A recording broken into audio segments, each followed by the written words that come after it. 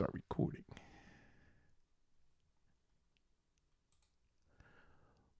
Welcome, everyone. It's the Mike Tech Show, show number 888. Tonight, I'm going to discuss YouTube ads and how they're blocking them. They're blocking the ad blockers.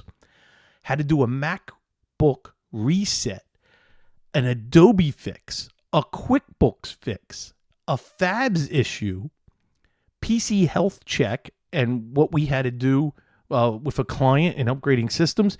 And then an interesting problem I ran into on Outlook for a Mac that I was stunned that I couldn't set up Exchange. The new version actually blocks that. It's crazy, and you got to revert back. Anyway, I'm going to talk about that. Only if there's time, I will get to email. Figure I'll throw that out there now. But last Thursday was Thanksgiving. I hope everybody had a safe and happy holiday last week, and I certainly did. Great time. And now I thought of this with Thanksgiving, the very next day, it's like a starter gun goes off for a race, and it's a race to the finish line of Christmas. And this is where the madness begins. And we are off to the races.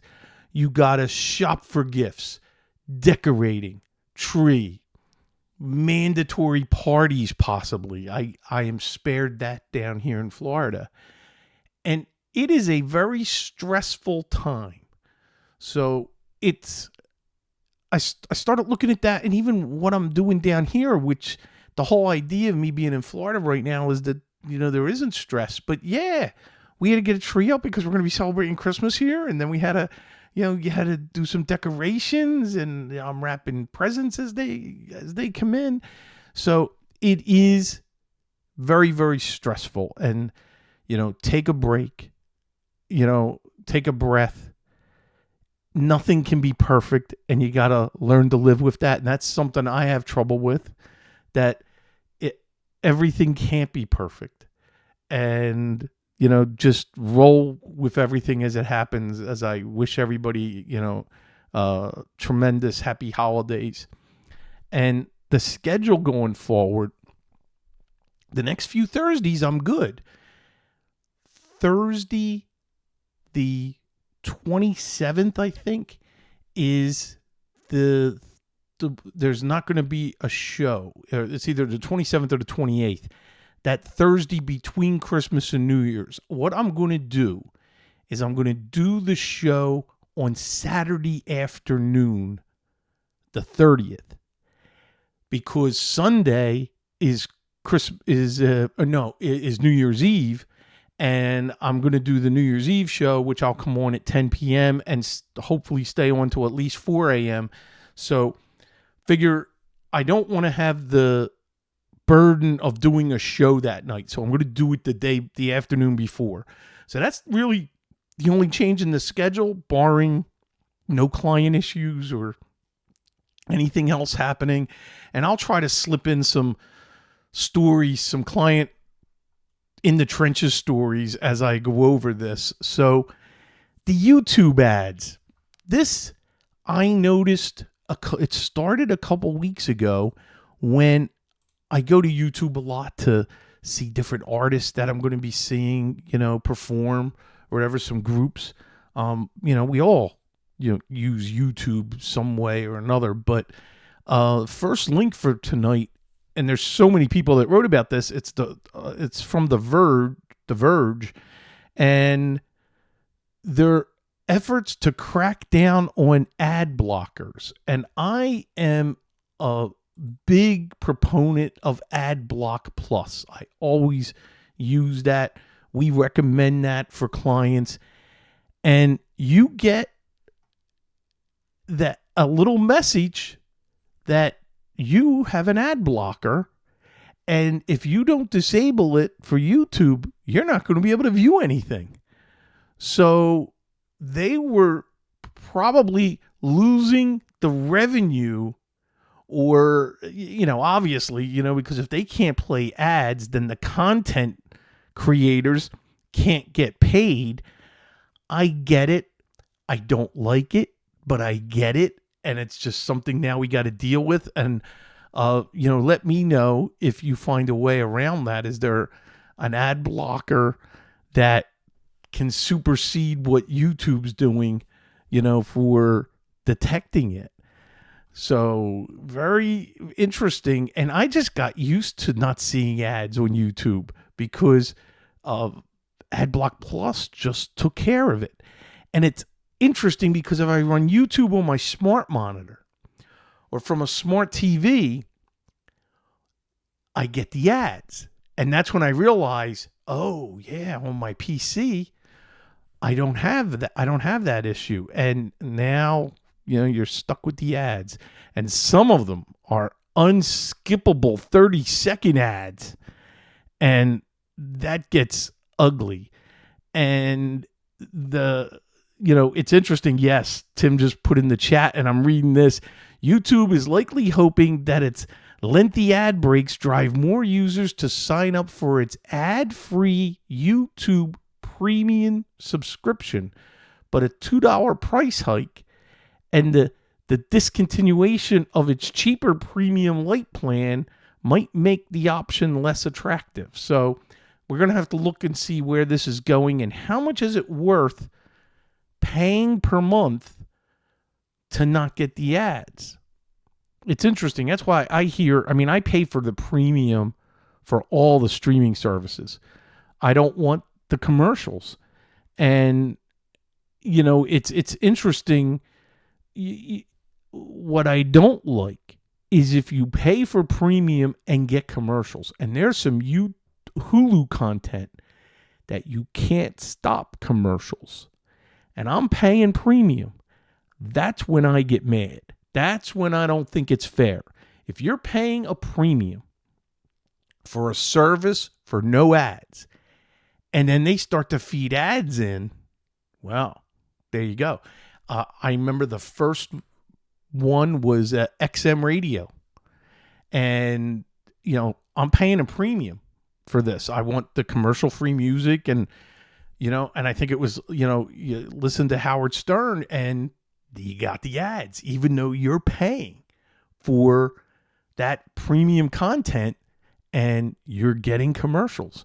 And you get commercials now across almost all of the channels, except the pure music channels. They don't put commercials in there. But just an example. So even though we're paying for that premium service, it's eventually going to come full circle and we're going to still get some kind of an ad somewheres. So, all right, just beware of that. And I'm sure you've already hit that. So I had a client that needed a couple weeks ago to reset the Mac because his daughters were getting new MacBooks and their older ones, a couple years old, they want to turn them in. They're actually trading, two of them, they're trading in. And there is a utility called Erase Assistant. And it's a built-in tool, but it's only the newer OSs that have this. And you choose Erase All Content and Settings. And let me tell you, I was going to say triple check. No, it quadruple checks. I mean, you have to really want to be erasing your Mac and setting it back to the first time boot. And it's very easy to do.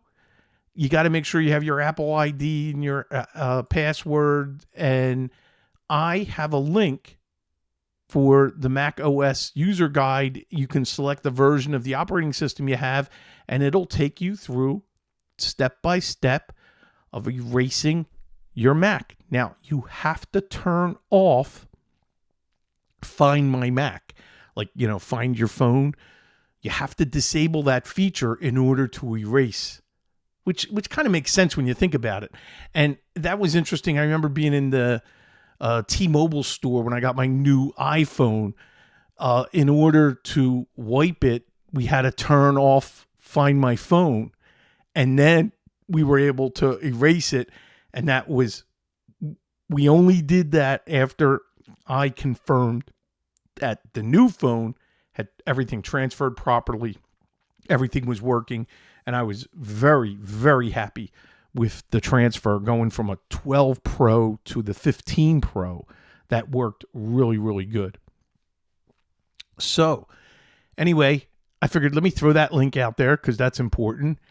Now, this was so interesting that I had to post it because a user called me, works for a law firm, was receiving some PDFs from people, and the text was all garbled.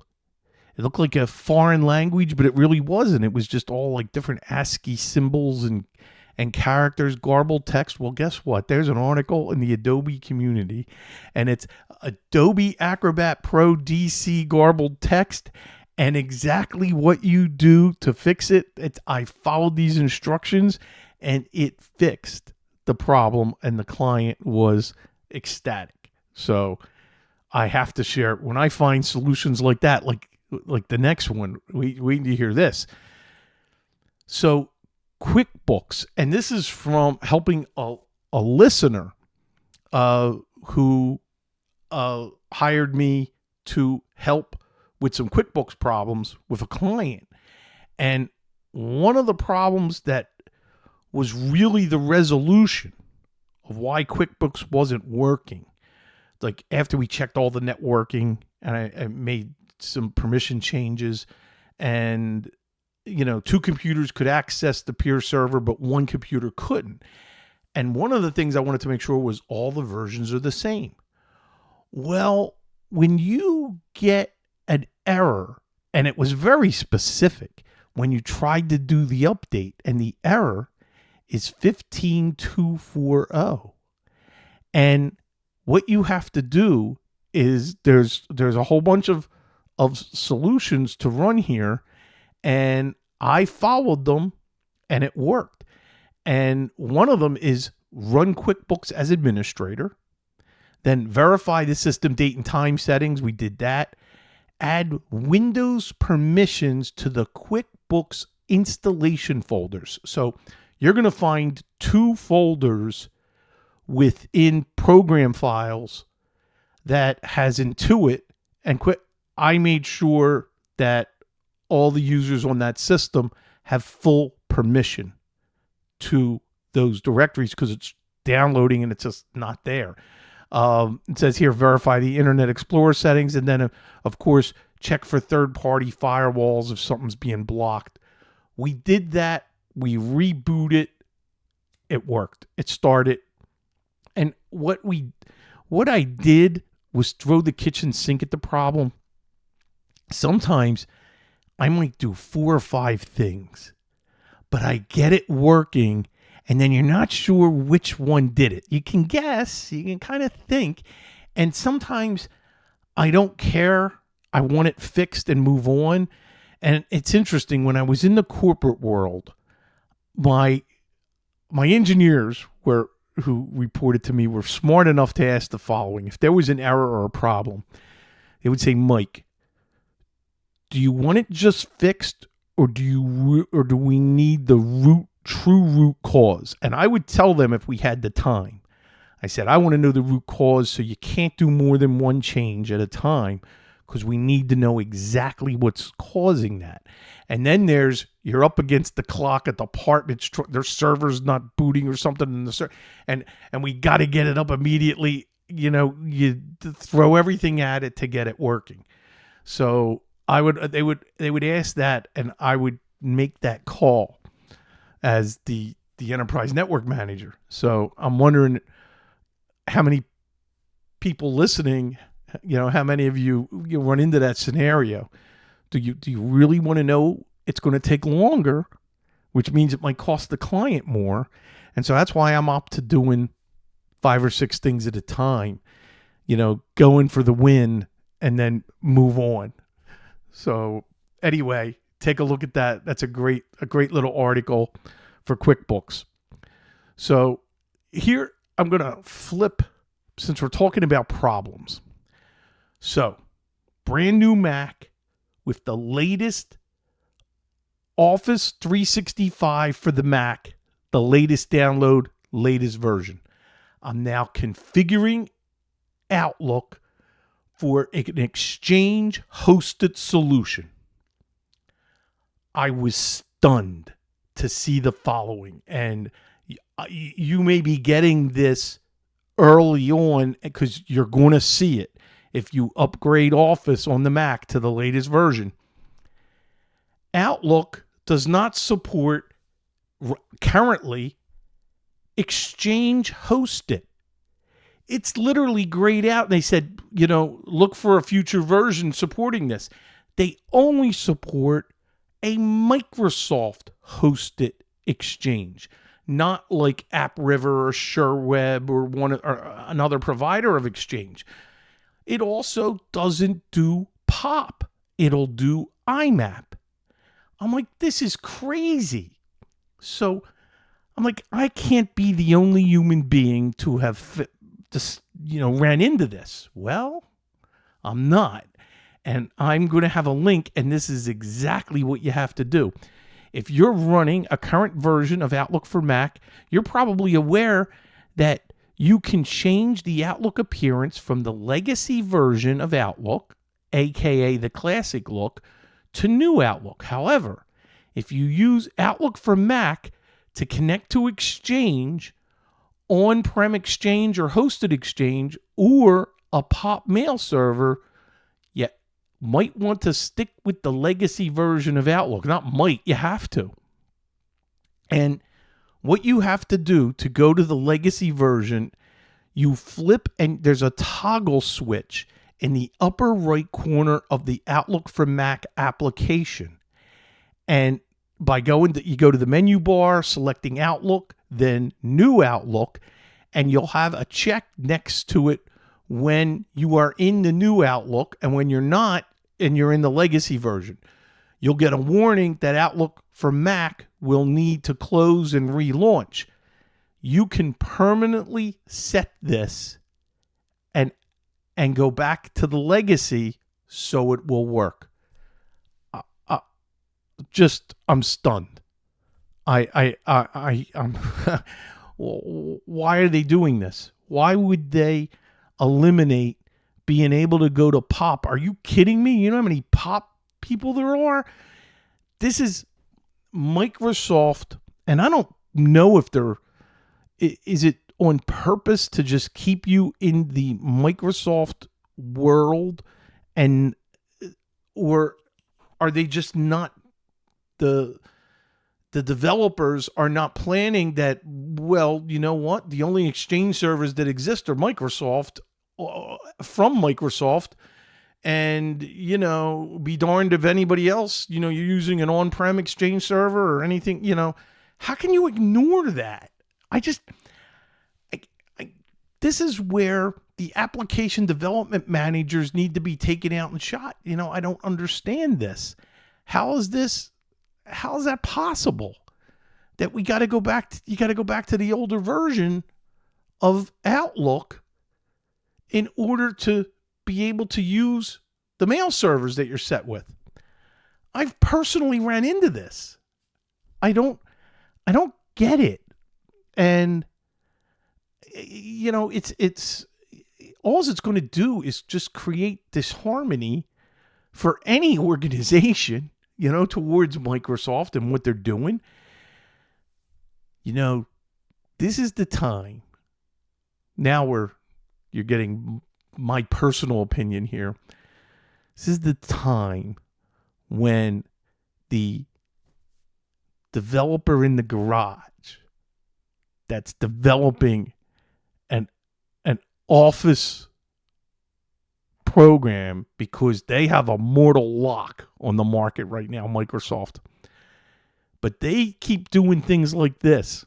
They're going to open up a window for an opportunity for another email program that's as good, better than Outlook, that will work across all mail platforms, regardless of where the host is, whether it be Microsoft or not Microsoft, whether it be Comcast, whether it be whoever, whatever the ISP is. There's an opportunity. I really see that, and they're going to get caught in not testing, not accommodating for everybody. So, oh boy. Anyway, I had to share that. So, my client who has just a peer server and 3 workstations needs to go to Windows 11 from the corporate office, but these are independent agents. And I sent my son to the client with the the PC Health Check app, which has been downloaded. If you are Windows 10, you've got this in one of the updates, but just in case, it's interesting. I'm going to have the link on how to use the app, but also a link to download it, because it wasn't easy to find out where to download this. And this is, again, from Microsoft. Thank you, Microsoft.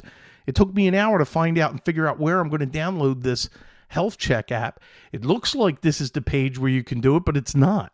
So I have a direct link to the download, and we used that download, ran that on all the systems, and also put, he ran SIW, which is what we use to collect all the hardware info and all the stuff. So it came up that 3 systems needed to be replaced. So I got that report yesterday, and the client asked me to get a quote. So I contacted my Dell rep. I buy direct from Dell as a reseller, and I got the quote, marked it up, sent it to the client, and he okayed it, and I ordered the systems already.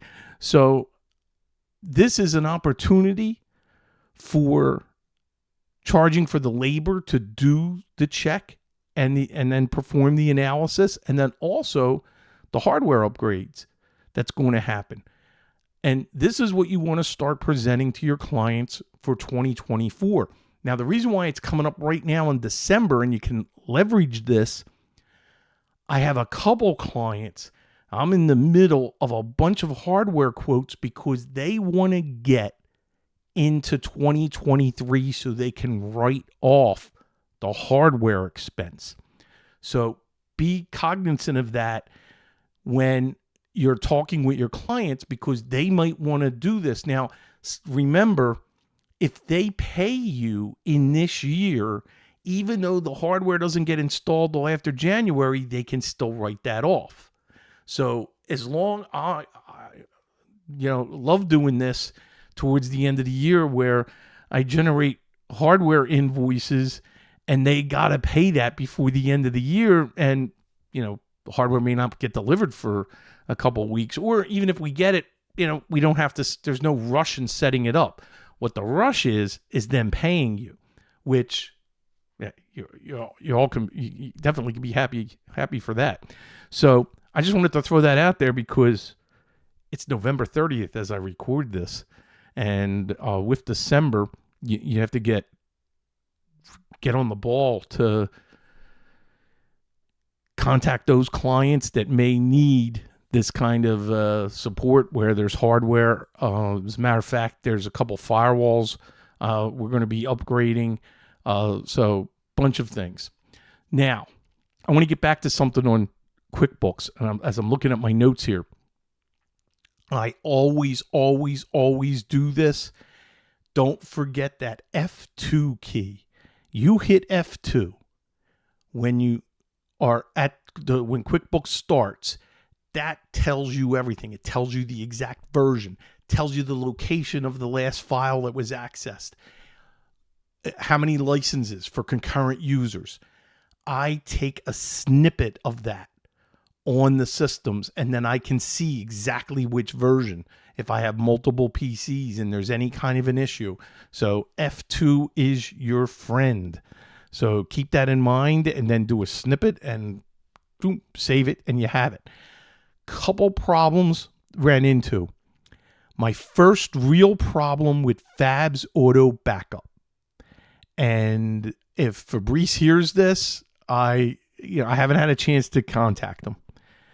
So when you're in this, and I'm using the latest version, so we have an unstable system that we're going to be redoing the system. And I did a Fabs, but there was a couple folders that are on the C drive, and I did something that I normally never do. I checked the boxes of adding additional folders, figuring, hey, I can save the time than going back and manually, because normally I will manually copy the folder over to the external hard drive. There was a folder on the C drive called Backup that had a couple critical files in it. I checked that, but I didn't know they were critical. I just knew I have to grab that folder. And I checked it off, and I seen that it was backed up, but I didn't go in and investigate on the external drive that it had everything in there, because it did not. We blew away the system, re-put Windows 10 Pro on it. System was still crashing. Even though it passed hardware diagnostics, system was old enough. We decided, forget it, we'll just remote. And I'm working with someone. This company's in Ohio, and I'm not on site. And I'm working with the tech of someone I'm partnered with, who, again, was another listener, who brought me in to help remotely support this client. But if we needed feet on the street like this, they have a tech that, I was working with on the phone. So walked him through blowing away Windows 10, put everything back. We knew we had to get a new system. So the user really didn't have a chance to properly vet the restore. So now we get the new system. I put everything on it. User calls me in a panic. There's a file that she needs, and it's not there. That directory was empty, and I did a complete restore. And when I went back to that profile, there was nothing in it. And I know there were files in that directory. So what's the lesson here? I don't care what the program is, including Fabs. What you have to do is double check manually. If there are individual folders that you got to grab, make sure that hand copy them if you have to. Right click copy, right click paste, whatever it takes in moving them over.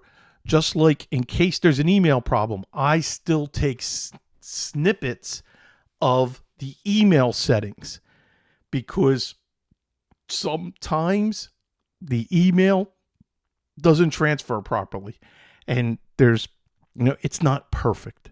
And I guess that's my point. And I've used Fabs hundreds and hundreds of times, probably more than that. And so has my son.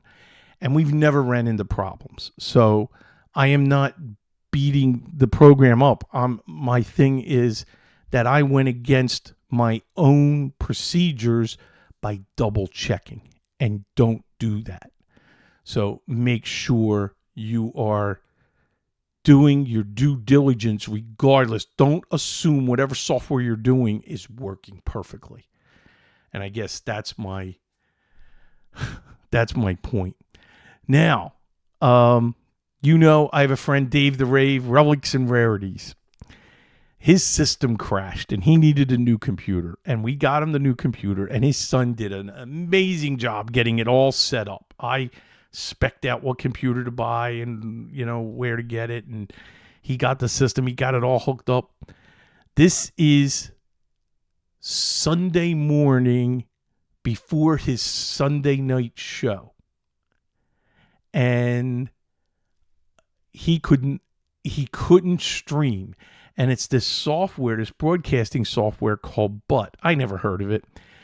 So I get a panic call from Dave Sunday morning, and he's like, Mike, you got to help me. And I got him connected. I just followed the logic of what the software was trying to read, what audio input. And so we tested a few, and he had his whole rig where he's got a cable that connects, and he would spin a 45, and it would, and I could see it and hear it. We could record it, and then he quickly broke into the streaming radio station and did a test, and that was topshelfoldies.org, and we did some tests.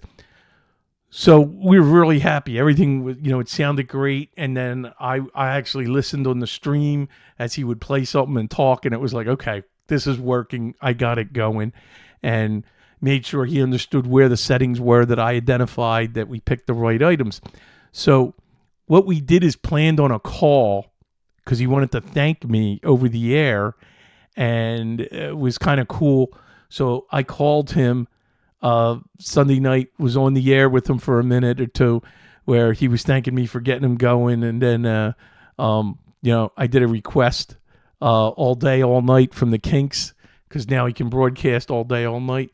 So that was fun. And anyway, it was great helping him out. And I wanted to just say, my tech support goes everywhere. It's like I had so many different problems and so many different. Here's an interesting problem. We're not going to get the email tonight.